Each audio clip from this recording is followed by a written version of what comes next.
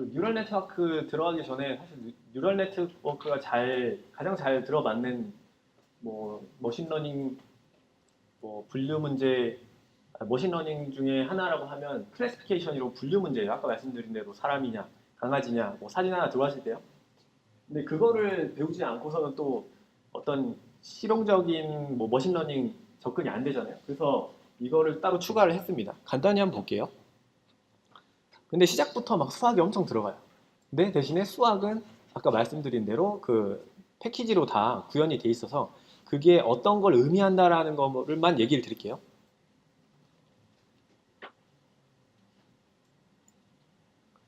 코드로 보면서 진행을 한번 해보겠습니다. 이걸 한번 실행시켜 볼게요. 일단 어떤 데이터가 들어왔는데 그게 인풋 데이터가 있어서 뭐 예를 들어서 얘가 그 학습 모델로 갈게요. 공부랑 시험을 예를 들어서 뭐 한 0에서 50점 맞으면은 얘가 그냥 일반 아이. 그리고 50점에서 뭐 80점 맞으면은 조금 영재. 그리고 80에서 100점을 맞으면은 그냥 영재라고 해볼게요. 그러면은 세 개의 클래스가 있죠. 지금 하나, 둘, 1번, 2번, 3번의 클래스가 생깁니다. 근데 인풋은 아까랑 똑같다고 일단 가정을 해볼게요. 얘가 뭐 공부 시간인데 인풋으로 공부 시간 뭐 사실 여러 다 넣어도 되죠. 아까 제가 말씀드린 건. 근데 하나만 넣을게요. 공부 시간 넣고 이거를 뭐 선형으로 한번 풀어볼게요. 뭐 wx 플러스 b는 y가 나왔죠? 기억나시죠? 이거랑 이거는 저희가 찾을 값이죠. 찾을 값이고 x는 지금 주어졌죠? 이렇게 범위는. 근데 실제로는 x는 어떤 애를 살펴보니까 얘가 예를 들어서 뭐 40점을 맞았어요. 그럼 얘는 안타깝지만 그 일반 애예요. 어떤 애는 뭐 65점을 맞았어요. 그럼 얘는 뭐 조금 영재예요. 이런 데이터가 여러 개 있을 거 아니에요. 이런 게 한 뭐 1000개 있다고 칩시다. 그러면 아까 계속 공부한 것처럼 리니어 형식으로 우리가 W랑 B를 지금 어느 정도 예측을 할 수 있죠. 그렇죠? 근데 W랑 B를 예측해서 Y 값을 구했어요. 예를 들면 그 내 아들이 영재인가 아닌지 보고 싶어가지고 공부 시간을 넣은 거죠. 그랬더니 우리 아들은 뭐 예를 들어서 35시간만 공부를 했던 거예요. 그럼 사람이 볼 때는 무조건 그냥 일반이구나라고 생각할 수 있잖아요. 근데 모델을 우리가 했으니까 이 모델의 결과가 어떻게 클래스로 바뀌는지를 보여드릴게요. 예를 들어서 이 y값이 공부를 35시간에 해서 우리가 이 학습 데이터들로 찾아낸 w랑 b를 대입해 보니까 이 n은 뭐 맨 마지막에 예를 들어서 뭐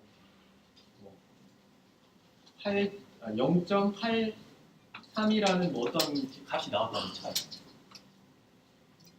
그러면 이 값을 지금 여기랑 대입을 시켜줘야 되는데 이 값은 그냥 사실 ax 플러스 b에서 나온 값이기 때문에 이 y 값은 범위가 달라질 수가 있어요. 그래서 이 로직이라는 데서 나온 거랑 이 실제로 우리가 클래스라고 지정한 거랑 맞춰주는 작업이 필요해요. 그래서 나온 기법이 소프트맥스라는 건데 그 1번, 2번, 3번 이번에는 리니어 리그레션으로 설명하느라 좀 말이 안 되는 거긴 하지만 1번, 1번, 3번이 예를 들어서 다른 분류 문제, 고양이, 개 그런 거였으면 1번은 고양이, 뭐 2번은 개, 3번은 뭐 사람 해서 마지막에 나온 이 밸류 값이 있을 거 아니에요. y로 나온 이 밸류 값. 이 밸류 값에다가 어떤 펑션을 붙여가지고 얘는 뭐 1번에 가까워.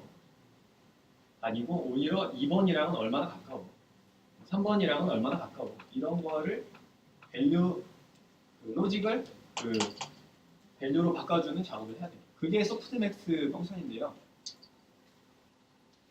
그걸 한 문장으로 얘기하면은 값을, 그러니까 우리가 맨 마지막에서 받는 그 y 값 있죠. 우리가 예측한 값 있잖아요. wx 플러스 b에서 나오는 그 값을 마지막에 확률 값으로 변경을 해줍니다.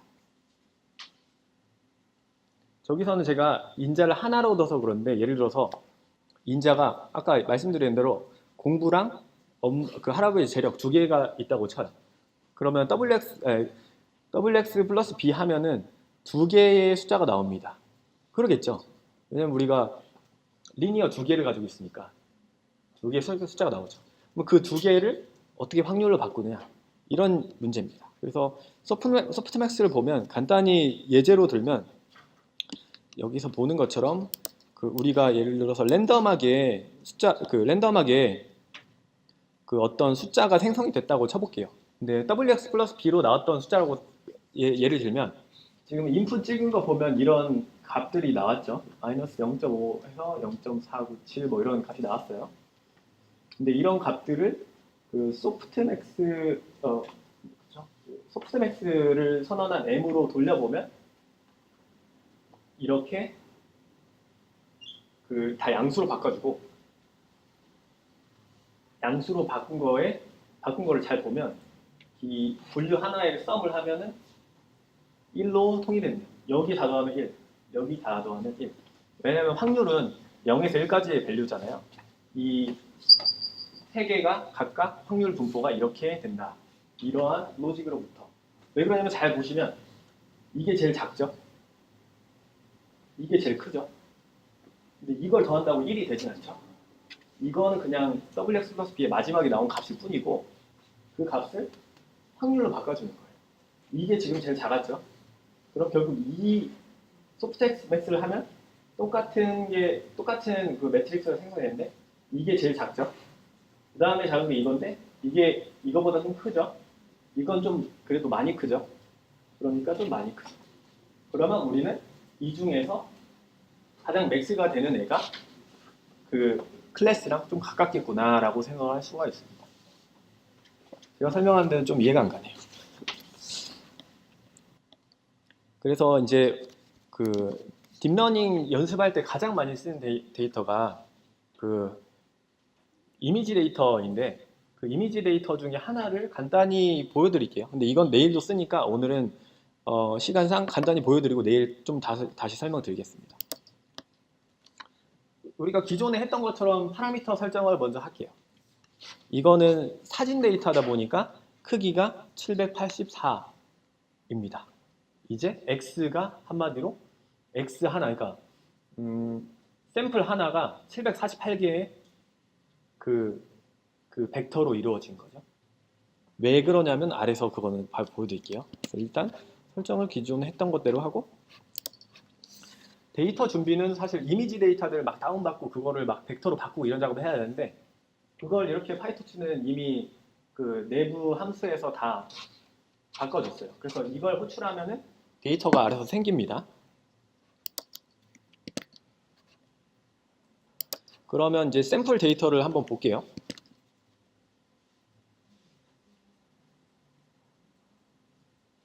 그 위에서 만든 데이터가 결국에는 트레인 데이터셋에 저장이 돼요. 그럼 하나를 가져와 보면 이 찍은 걸 보면 여기 보시는 것처럼 이렇게 데이터 그 구조가 보이고요. 그리고 여기서 특히 그 하나의 이미 데이터셋을 가져와서 첫 번째 데이터셋을 가져와서 그것의 x랑 그 다음에 레이블 y를 찍어 보니까 아래 보시는 것처럼 여기 그 1차원의 28 곱하기 28, 총 3차원의 1, 28, 28이라는 벡터가 나왔죠.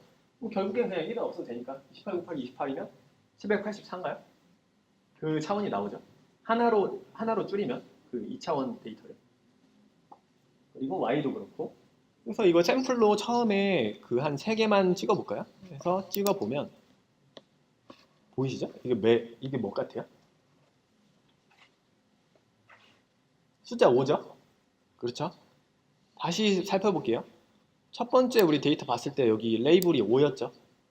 그렇죠? 맞죠? 이제 어떤 데이터인지 아시겠죠? 이런 이미지 숫자 데이터예요. 1부터 9까지. 그래서 1번 첫 번째 샘플은 5고 두 번째 샘플은 0이고 세 번째 샘플은 4네요.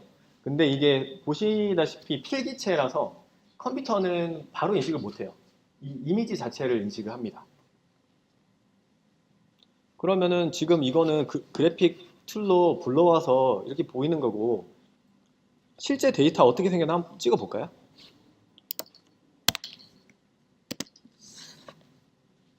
보이세요? 맨 마지막에 지금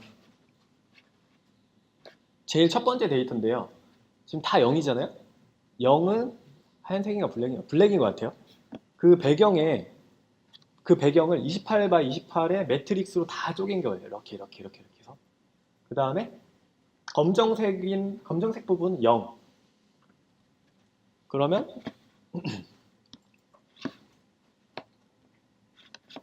계속 0 나오다가 갑자기 조금씩 톤이 바뀌죠. 0.18 나오죠. 그리고 좀 중간쯤 가니까 1에 가까워요. 1은 하얀색입니다. 그래서 이 분포를 보면 사람 눈에는 안 보이지만 처음 시작됐던 분포 첫 줄 다 0이었죠. 검정색 0, 0, 0, 0 가다가 어느 순간 조금씩 하얀색이 생긴 거예요. 0.19 뭐 이런 식으로 바뀐 거죠. 이렇게 쪼개지는 거죠. 데이터. 이 데이터를 이미지 데이터로 쓰고 그리고 앞으로 만약에 여기서 그 이미지 같은 거를 이미지 영상을 다루실 분들은 이런 데이터를 씁니다. 이건 결국 벡터예요. 대신에 이미지를 벡터화 시킨 거죠.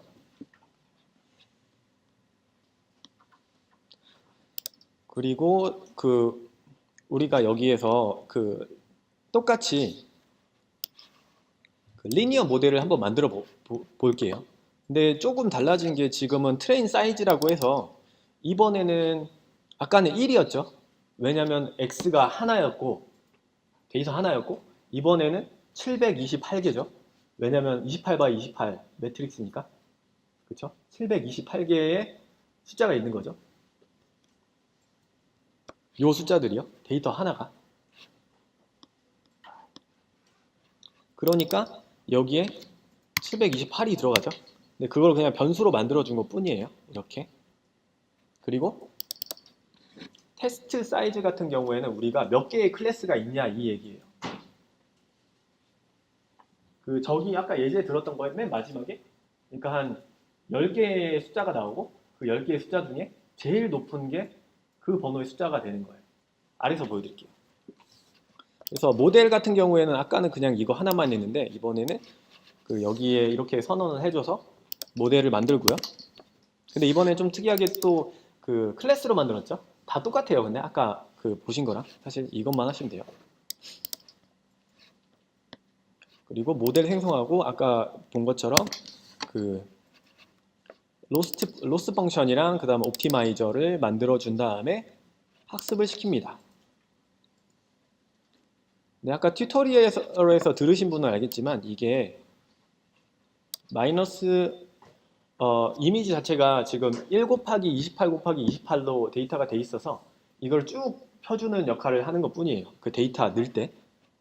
그래야 위에 선언한 728개의 W랑 하나씩 다 곱해지죠.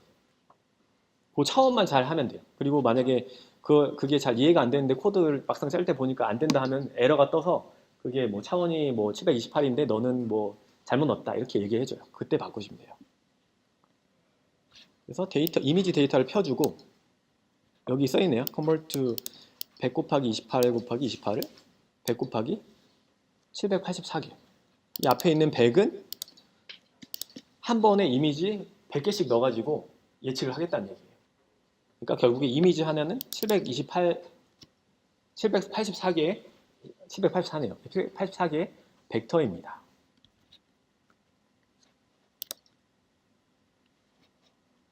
그 벡터랑 그리고 우리가 answer 레이블 같은 경우에는 정답 레이블 0부터 9까지가 되겠죠.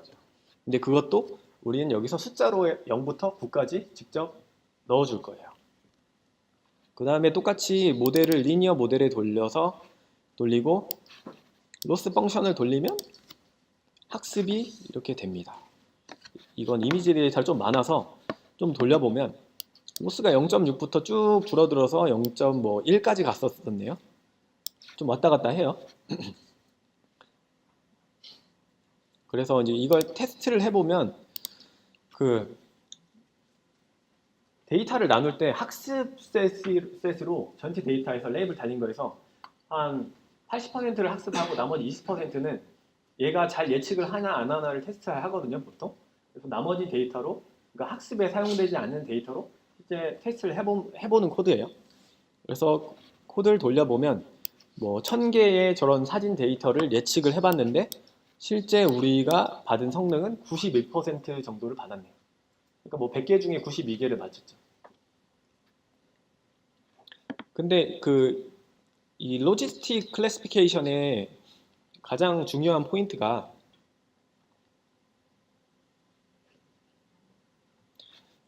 이 부분, 이 세 개의 다름을 이해하는 부분인데요.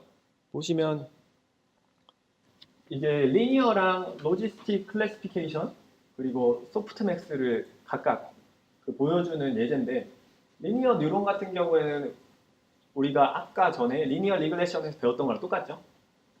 수식 보시면 앞에 썸만 없애면 WX잖아요. 그리고 여기 바이어스가 들어오는데 바이어스는 일단 여기 이쪽에서 생략한 거고요. 저런 모델에서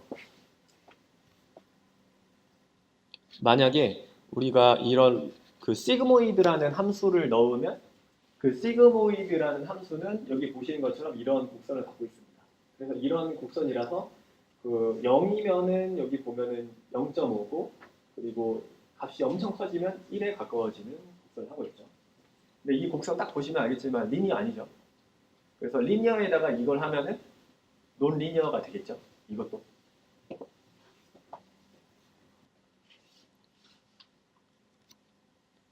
소프트맥스는 아까 말씀드린 대로 마지막, 그러니까 뉴런들에서 마지막에 나온 그 값들을 다시 소프트맥스로 이제 맥스 값을 찾을 때 사실 분류가 10개면 10개 중에서 각각의 확률이 나오는데 그 중에 맥스 값을 잘 찾게 좀 도와주는 역할로 생각할 수도 있어요. 그리고 실제로 소프트맥스도 저런 수식을 가지고 있으니까 이걸 도입하면은 논리니어가 되겠죠.